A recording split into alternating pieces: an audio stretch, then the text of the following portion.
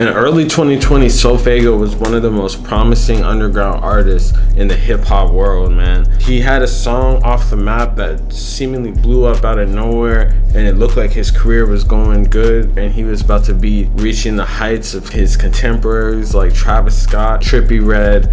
But then his career somehow 2 years later, 3 years later, has not grown at all since, with only selling 2,000 units in his first album release. People were saying he already fell off, man.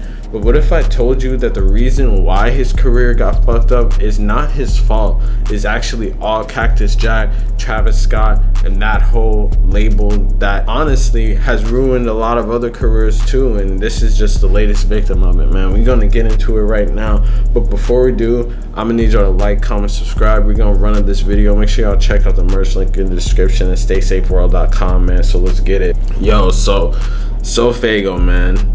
It recently came out that he only sold 2,000 units his first week for his first project that just dropped, man.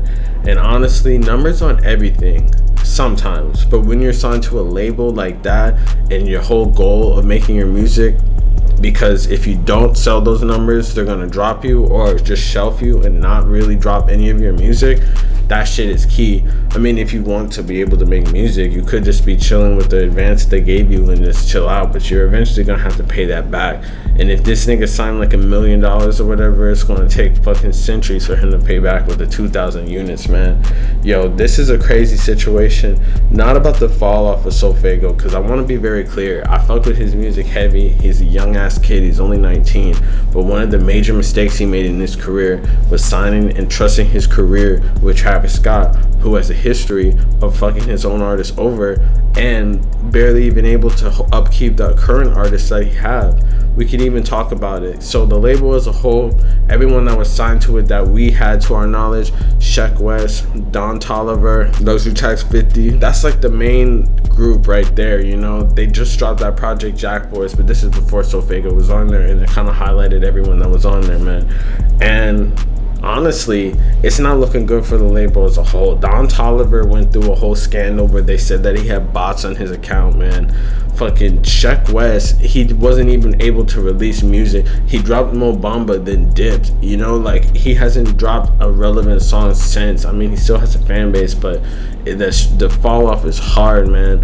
And then Luxury Tax 50, this nigga disappeared. I've never seen him before, and I still haven't seen him since. Maybe he has good music though, but I'm not trying to hate or anything, but it's not even all their fault. One of the major reasons that this even occurred was because Astroworld, man.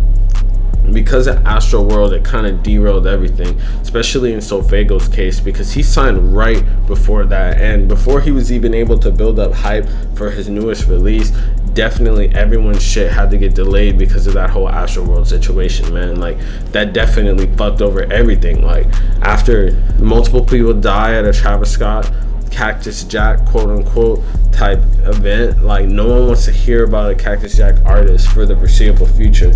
So it took that amount of time. Damn near Travis Scott just now, I feel like a year later, was able to, like, you know, revive his career after that type of situation, man. But honestly, the fact that it even got to that point, it just kind of destroyed and derailed Sofaygo. And he dropped a little EP and dropped a project beforehand because it was like a long ass wait, man. It's been like almost 3 years since he like originally like was supposed to have dropped something by then, you know.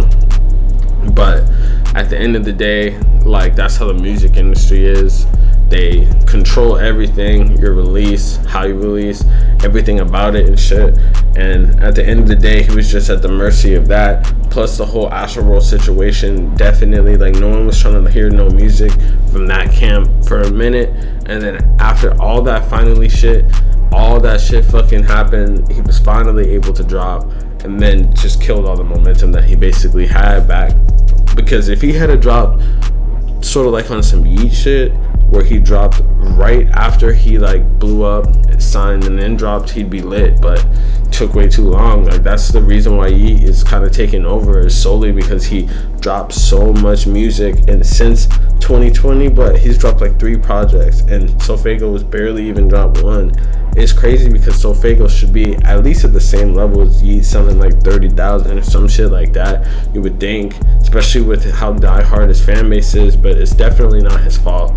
And in the end, I feel like this is just a lesson to never sign to a rapper, man, because not only can y'all fall off, or not only can you guys have personal issues or just like business issues because they're generally fried, but it's like rappers or reputations are so easy to get ruined, man. Like, it just comes with the business, you know, like they're literally doing and basically promoting and glorifying reckless behavior and shit like that. So at the end of the day, if something crazy and tragic happens and that rapper that you're signed to goes through a major fucking dive and everything, then like, what are you gonna do? Honestly, you're just fucked and at the whims of the label and shit like that, which is exactly what happened to Sofaygo and basically happened to everyone else. Not to mention what happened to Malu, who signed and got dropped. Like, it's, bruh, the Cactus Jack label is, you know, a shit show, and unfortunately it's not looking like it's gonna get any better now.